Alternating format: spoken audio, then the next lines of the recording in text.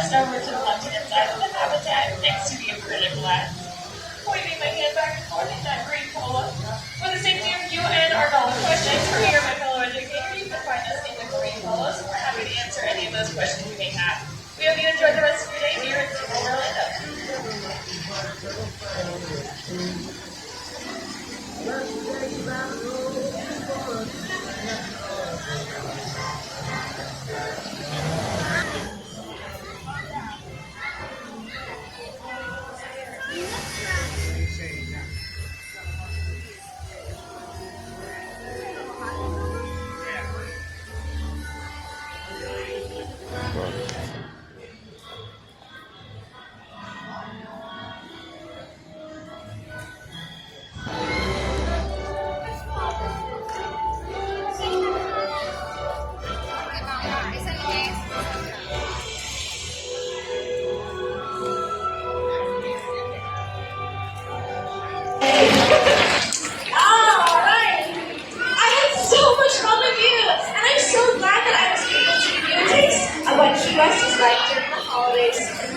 It's almost time to get started, but before we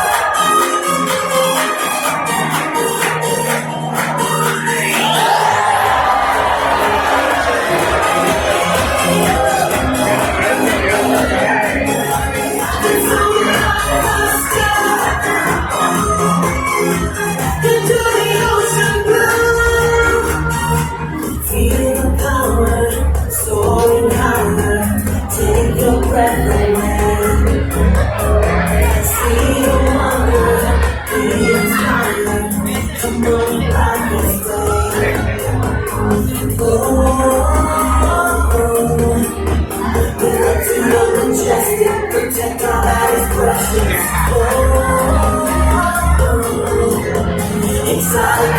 go.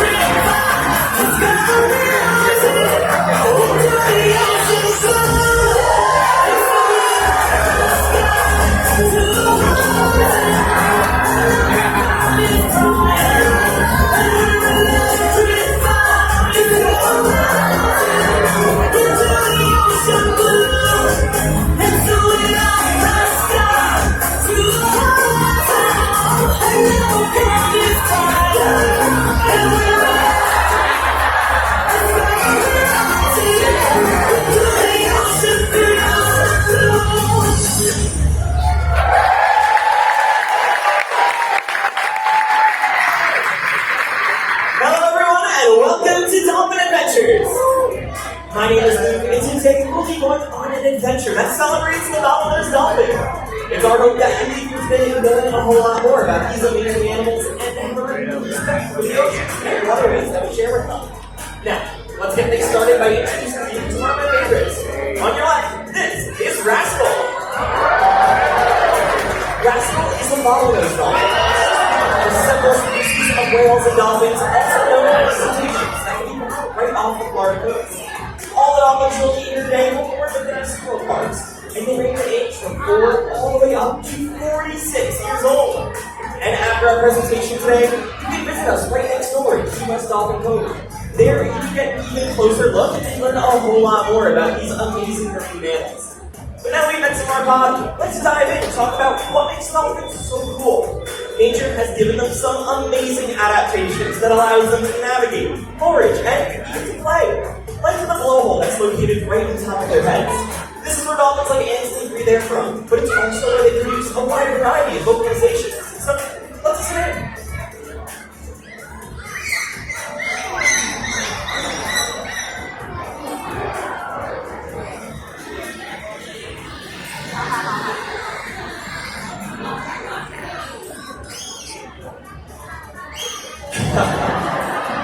Now dolphins will use this blowhole to hold their breath as they guard for their prey, which largely consists of fish, squid, and the occasional crustacean.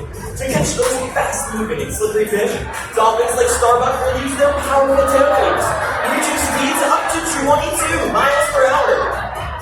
Now they can also use these powerful tail fins to get a better look above the surface. This allows them to get their bodies all the way up.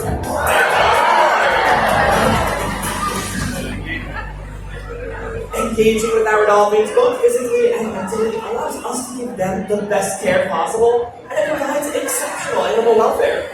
With this care, we're able to develop bonds and relationships with them, much like you and your dog at home. While dolphins seem to be natural athletes, it's our mutual love of play that provides that connection between us. And over the past 60 years, SeaWorld has learned that their play ultimately leads to our discoveries. So while our playtime today may just look like a lot of impressive jumps and spins, it's actually an essential part of how we care for them. Just watch!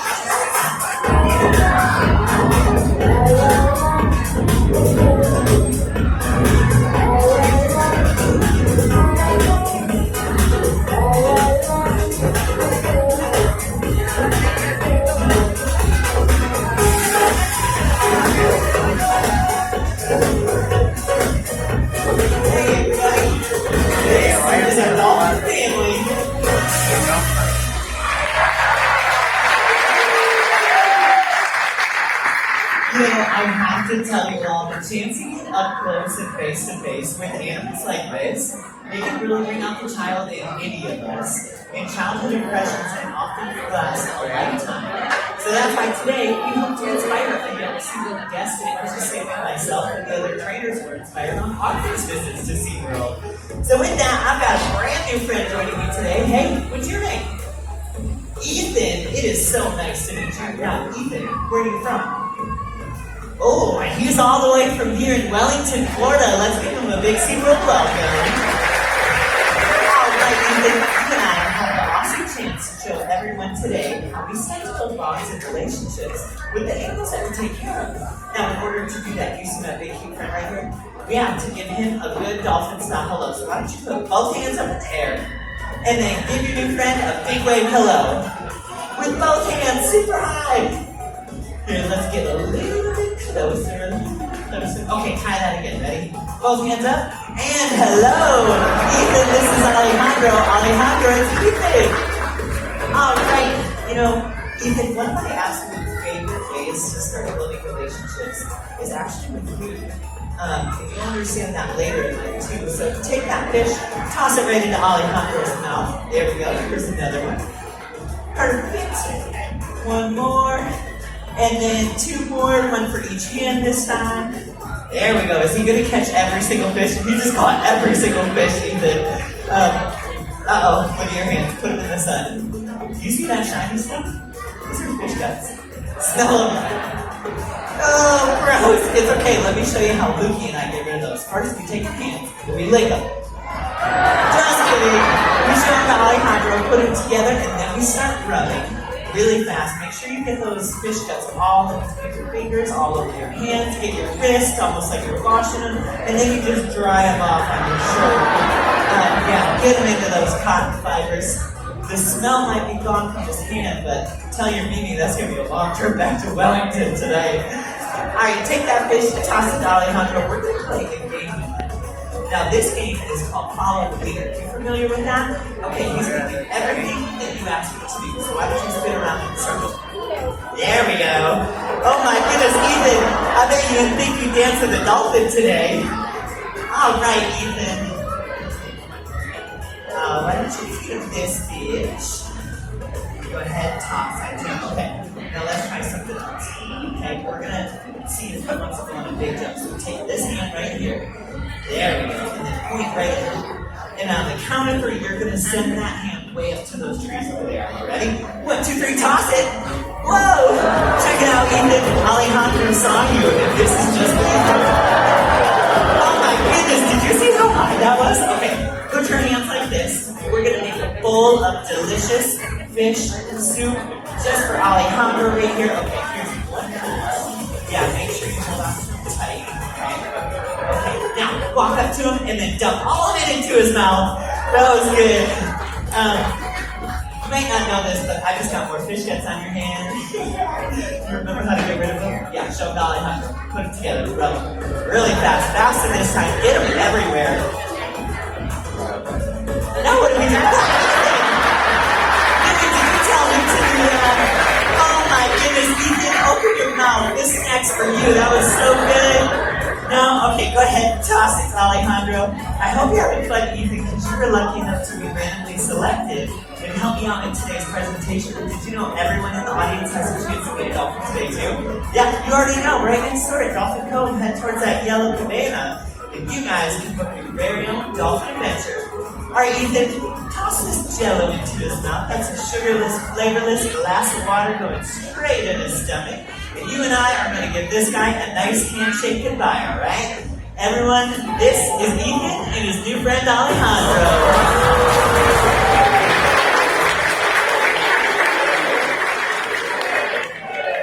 Well, it sure looks like Ethan and Alejandro just had a really fun adventure. But what about all of you? Are you ready for some more? Well, that is great to hear because we still have a whole lot more for you to discover. Discoveries can also lead to risk. Dolphins are innately curious animals, and in the ocean, this can lead them to exploring polluted areas or even playing with trash. So, what can we all do to help? Simple things can have big impacts. We can recycle, join a beach cleanup, properly dispose of fishing line, and plastic bottles. Or even better yet, we can choose reusable items and reduce the amount of waste we produce. It's small actions like these that can go a really long way in protecting ocean life. Travis and I are just two of over 350 zoological professionals here on the SeaWorld team. Collectively, we not only provide world-class care for these dolphins, but have facilitated in the rescue of over 41,000 animals, with the goal of rehabilitating and returning them to their natural habitat. And that's all because of you. Your visit today matters, and without your support, we would not be able to do this good work and save wildlife that needs our help. So on behalf of the entire SeaWorld team, we say thank you. When we care for our world and take action on behalf of the animals that call it home, that's part of a legacy we're leaving behind. And that legacy is one that's worth celebrating.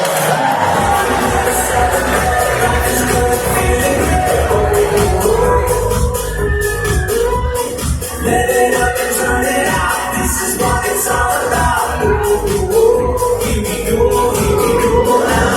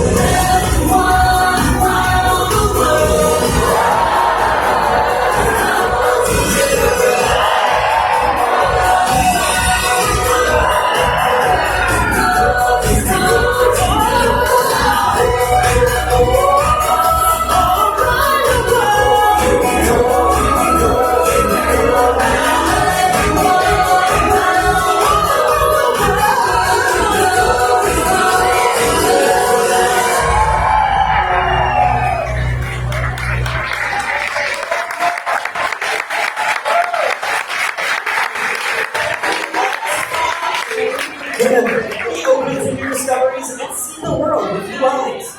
All you discover today. Enjoy your adventure right here at SeaWorld. Goodbye, everyone. Members of the United States military, any of our allies from around the world, and all first responders, please rise. Ladies and gentlemen, please join me in honoring these men and their families.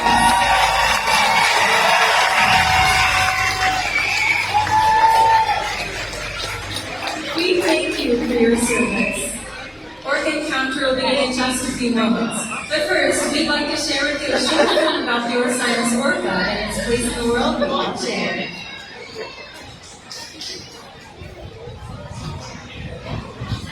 The ocean are commonly known as Katina, Armani, Malia, Trua, and Micaiah, our killer whale family. Our youngest whale is Micaiah, at just 13 years of age, and our oldest whale is Micaiah's mother, Katina, who this year celebrated her 48th birthday. Katina is also the matriarch or the leader of our pod. SeaWorld's animal training techniques create a language between us and the whales. It's a language of learning, through positive reinforcement, encouragement, commitment, and care. Together with these techniques and our relationships, killer whales learn to trust us, and they even take an active role in participation in healthcare and well-being through different types of sessions. The most important being called husbandry. Now, husbandry training allows us to take care of the whales, and one of the first husbandry positions that a whale will learn is a position in which we would ask for a voluntary blood sample. The whales control eventually, or upside down, just like you see Trua doing in our slide out. In this position, it gives us a great look at his entire body, but it also allows us to get a voluntary blood sample for the veins that you can easily see running through the underside of his tail flakes, just like you can see it on screen. The whales are trained to remain calm throughout this procedure, and our veterinarians come and collect a blood sample at least once a month. As trainers, you'll constantly see us rubbing down the whales on different parts of their bodies, like their backs, their pectoral flippers, or even those tail flippers like you just saw. Killer whales have an incredibly sensitive skin, and this is just one of the ways that we can reinforce them from remaining calm throughout the procedure. It's also a great way for us to build relationships with our whales. Now, getting blood samples is just one of the ways we ensure our whales are staying healthy. Another important diagnostic is weighing the whales, which we do every single week. The whales will slide up onto a giant killer whale-sized scale, leaving one of our adjacent pools, and allow us to see how the weight changes week over week. Now, with the pile split up like this, you might notice something. The portion of his body between his dorsal fin on his back and his tail flukes in the water is still hanging down. Now, this part of the killer whale is very big, very muscular, and it's called the peduncle. And natural athletic behavior we see in all killer whales is the ability to lift that portion of their body with such force they can completely turn before re-entering the water. So, in a position like this, with his tail flukes hanging down in the water, we would not be getting a full accurate weight of the pile. So, to solve this problem, we'll simply ask him to lift his tail flukes all the way up and out of the water.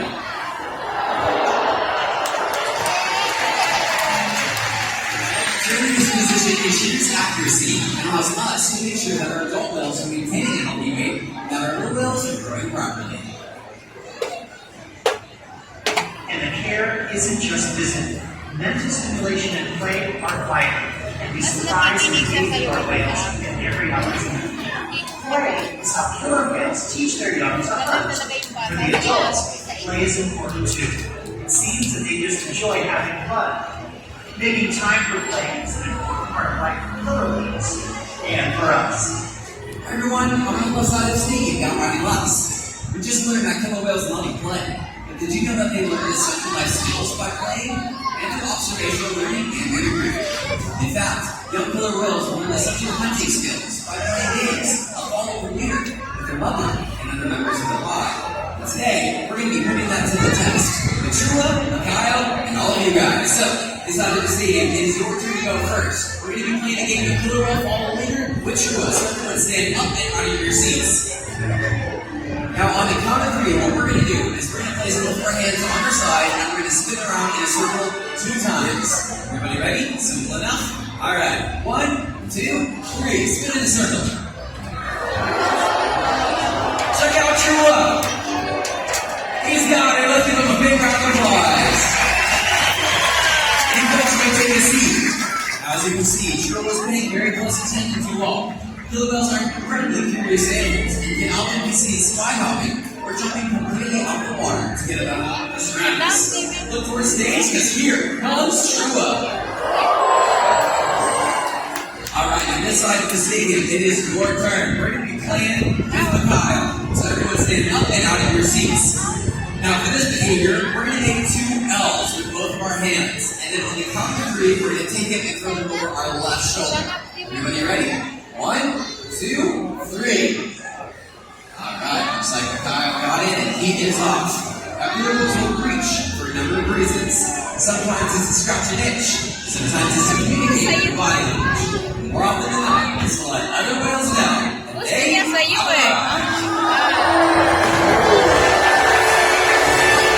nice to guys, let's get Trua,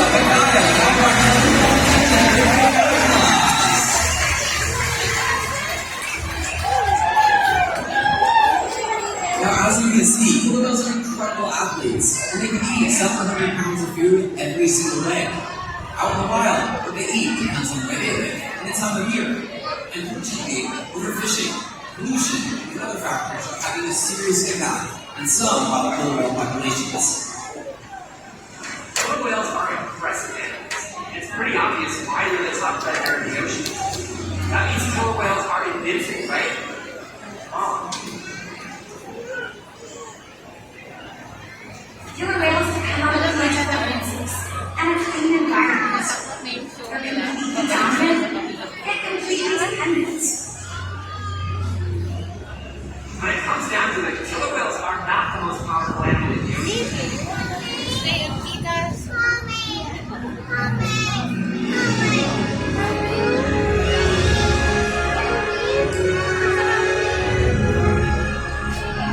Their future depends on you. Through your actions, your choices, the always. We will future of killer whales and the oceans. Amazing, Whales continue to surprise families. You're the perfect ambassador for the ocean.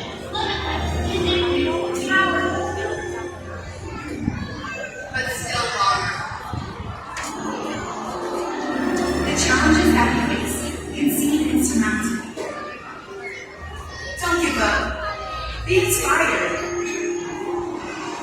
The ocean needs our help, and that seems overwhelming. But together, we can make it happen. There's so much to learn. So much to protect. So much to explore. The killer whale story is still being written, and there are simple things we all can do to make a difference. All it takes is one choice. One positive act. One ripple that can grow and grow. And change the world. Together, we've got this.